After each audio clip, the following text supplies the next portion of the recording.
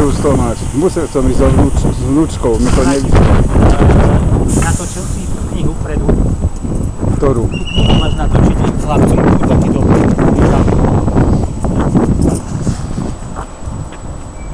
Vysvetlím, o čo ide, hej? Oni mi písali, už viem. Hej, tak, aby ju bolo vidno. Hej, dobre, vidno.